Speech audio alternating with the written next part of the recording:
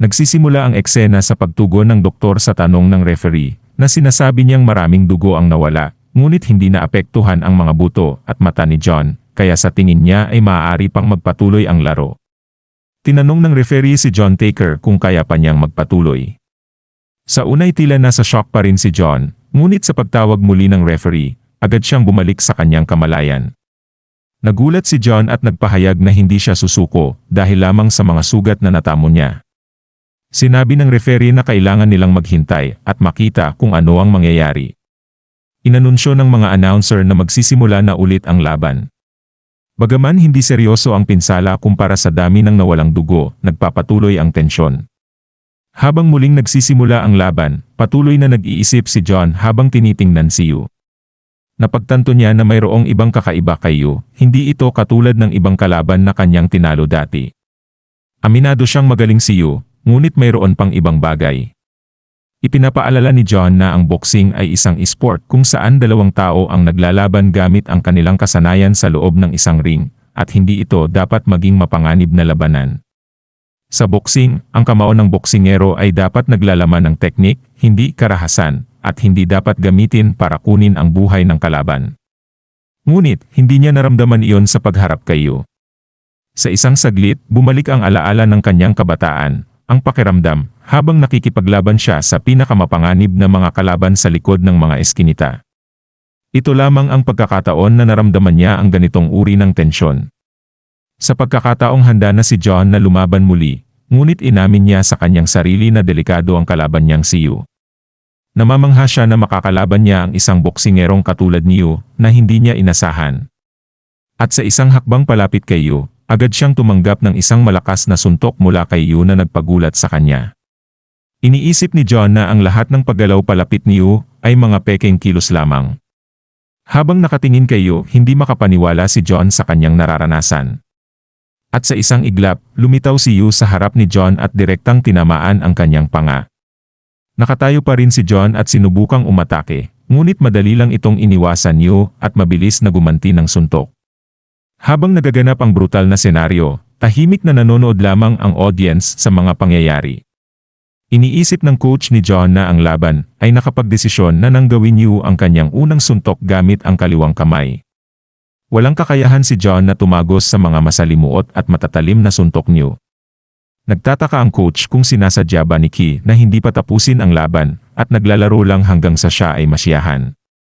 Habang tinatakpan ni John ang kanyang mukha mula sa atake ni Yu, iniisip niya kung ano ang kinakain Yu dahil parang shockwave ang tama sa kanya kahit na may guard pa siya. Ramdam niyang para siyang mamamatay sa karanasang ito, na ang dugo at karahasan lang ang makakapagbigay sigla sa publiko. At ilang sa audience ang nagsabi na si Yu ay isang demonyo. Sa oras na ito, dinala ni Ki ang isang demonyo. Ang excitement ng audience ay kumalat na parang kabaliwan na sinasabi nilang isang demonyo. Dinala ni Ki ang isang demonyo.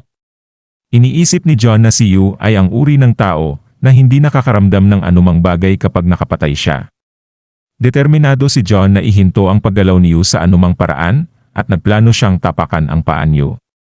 Ngunit, napansin ni Yu ang plano ni John sa tamang oras at binigyan siya ng suntok. Nagtataka si John kung nababasa ba ni Yu ang kanyang mga paa. Habang nagaganap ito, hinusgahan ng audience si John, inaakusahan siyang nandaraya na naman. Ang mga hiyawan at pangungutya mula sa audience ay nagpapakita ng kanilang pagkadismaya sa mga nakaraang gawin ni John. Habang nagulat si John sa mga komento ng audience, patuloy ang pag-atake sa kanya ni Yu at wala siyang magawa para itigil ito. Ang coach ni John ay naniniwala na may pagkakataon pa rin, ipinapahiwatig na si Yu ay lumalaban sa loob ng abot ng braso ni John kung saan maaari niyang gamitin ang kanyang espesyal na teknik. Kahit gaano kabilis ang reflexes ni Yu, naniniwala ang coach na walang makakataka sa espesyal na teknik na ito. Habang nakikinig si John sa lahat ng sinasabi ng audience sa gitna ng laban, patuloy ang pangungutya at paghiyaw sa kanya, tinatawag siyang mandaraya at basura. Ang pangungutya ng audience ay lumalim pa, hinuhusgahan siya sa kanyang reputasyon bilang rookie killer.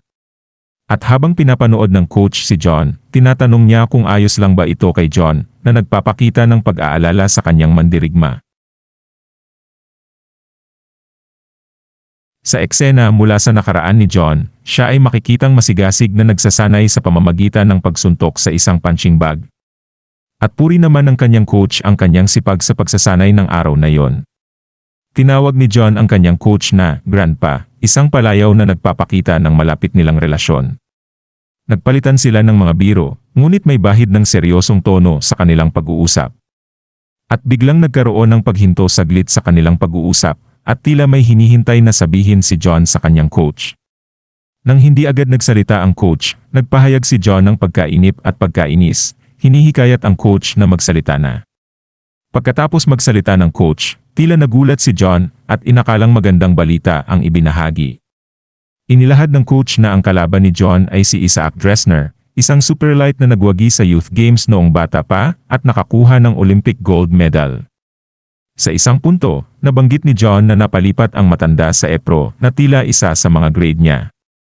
Tumahimik lang ang coach habang tinitingnan si John na nagpapahiwatig ng pag-aalala. Sinubukan ni John na pagaanin ang loob ng coach, sinasabi na hindi ito kailangang mag-alala. Inihayag niya na kung hindi dahil sa boxing, baka naglalakad pa rin siya sa likod ng mga eskinita. Pinasalamatan niya ang coach sa lahat ng mabubuting bagay na natutunan niya dito. Habang sinuntok naman ni John ang punching bag ng may ngiti sa kanyang mukha, ipinahayag ang kanyang pananaw na hindi mo malalaman ang mangyayari sa boxing hanggang sa huli. Samantala, dumating na ang laban ni John kung saan ang kanyang coach ay nagpapakita ng suporta at pag-asa sa kabila ng tila kawalan ng pag-asa sa sitwasyon. Tinatawagan ng coach si John, pinipilit siyang magising at bumalik sa laban. Sa paggunita ng coach, naalala niya ang isang pag-uusap nila ni John kung saan tinalakay nila ang pagharap sa isang super medalist. Plano nila noon na magdulot ng isang maruming laban upang magkaroon ng kalamangan, ngunit napagtanto nilang hindi nila kayang makipagsabayan sa infighting. At habang tinatakpan ni John ang kanyang mukha mula sa mga suntok ng kanyang kalaban, nagpahayag siya ng paghanga sa lakas ng kanyang kalaban. Inamin niyang hindi siya kabilang sa mga elite na walang ibang iniisip kundi ang kanilang belt. Sa kabila nito, ipinahayag ni John ang kanyang malakas na interes sa kanyang kalaban. Sinubukan ni John na atakihin ang kanyang kalaban, ngunit madali itong naiwasan at binigyan siya ng suntok pabalik. Hindi sumuko si John, umaatake siya ulit, ngunit iniwasan na naman ito at muli itong sinuntok pabalik. Sa kabila ng mga suntok na tinanggap, nanatili si John na may malay at gustong magpatuloy sa laban. Ngunit ginawa ng kanyang kalaban ang isang counterpunch na direktang tumama sa mukha ni John. Sa isang biglang sandali, parang hindi ininda ni John ang suntok at handa na ulit sumuntok pabalik. At sa sandaling iyon, naalala ni John ang panahon kung kailan siya ay namumuhay sa kalye, na nagpapakita ng kanyang matibay na paniniwala at ang mga hamong kanyang nalampasan. Inilahad ni John ang kanyang pananaw sa buhay at sa mundo ng boxing. Binanggit niya na kung hindi ka magtataksil, ikaw ang tatraydurin. Kung hindi ka atake, ikaw ang atakihin. Lahat ay tila kumikilos sa maling direksyon, namumuhay ng maling buhay, at lumalaban mag-isa sa maling mundo. Bumalik sa alaala ni John ang unang beses na tinuruan siya ng kanyang coach kung paano sumuntok sa punching bag. Ang kasiyahan at ngiti sa kanyang mukha ay nagpapakita ng simpleng sandali ng kagalakan sa kanyang paglalakbay sa boxing. At sa kasalukuyan, inilunsad ni John ang isang atake sa kanyang kalaban na nagpapahiwatig ng kanyang determinasyon at hindi mapigilang pagnanais na manalo.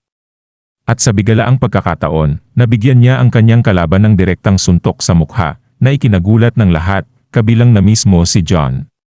Habang binibilangan ng referee ang kanyang kalaban, pumunta si John sa sulok at naghihintay, ngunit agad na nakabangon ang kanyang kalaban. Sa huli, idineklara si John bilang nanalo dahil sa puntos mula sa kanyang mga suntok at lakas. Natuklasan ng asosasyon ang potensyal niya bilang isang produkto sa larangan ng boxing. Sa susunod na eksena, nag-uusap si John at ang kanyang coach sa rooftop tungkol sa sinabi ng asosasyon. Inutusan siya ng asosasyon na maglaro muli sa parehong paraan. Pinag-uusapan nila ang susunod na hakbang, kung saan mag-aayos ang coach ng isang laban para kumita ng pera at lumikha ng isang karakter na mananalo.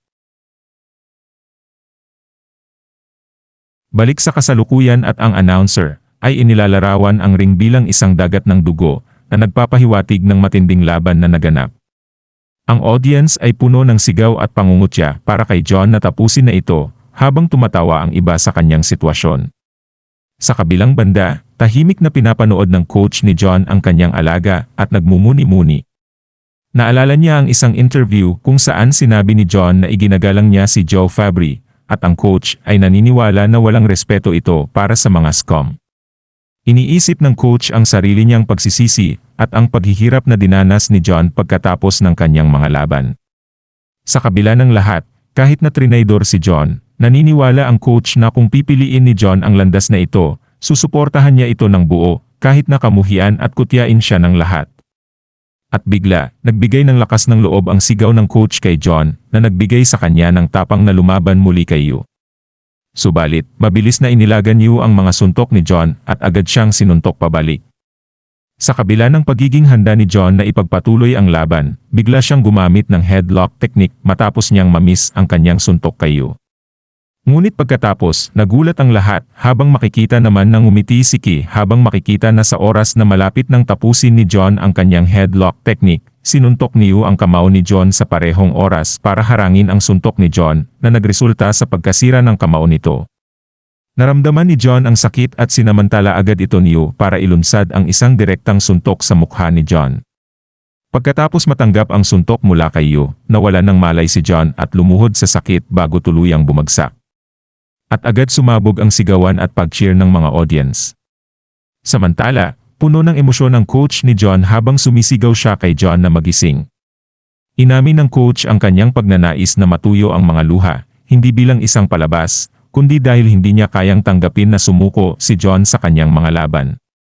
Gayunpaman, inamin din niya ang kanyang kawalan ng kakayahang pigilan si John dahil sa sariling kahinaan at kakulangan ng kapangyarihan na gawing mas malakas si John. Pinagsisihan niya na hindi niya nasabi kay John ang kanyang nararamdaman, at kung siya ay si John, sinubukan sana niyang pigilan ang sarili. At biglang nagpumilit si John na imulat ang kanyang mga mata at nagsalita ng pabulong sa kanyang coach, nagtatanong kung bakit siya tinitingnan ng ganun. Sinubukan ni John na tumayo ng dahan-dahan, sinasabi sa kanyang coach na sa mga taong nagdaan, marami siyang natutunang magagandang bagay at walang dapat ihingi ng paumanhin ang coach. Natahimik ang coach habang tinitingnan si John. Ngunit habang sinisikap ni John na tumayo, eksaktong natapos ang bilang ng referee, bigla siyang bumagsak pabalik at hindi na makapagpatuloy pa. Humingi ng paumanhin si John sa lahat bago inanunsyo ng referee na tapos na ang laban. Kasabay nito, sumigaw at nagpalakpakan ang madla sa kanilang nasaksihan. At dito na po natatapos ang yugtong ito. Maraming salamat po, mag-like at subscribe para sa susunod na kabanata. Hanggang sa muli.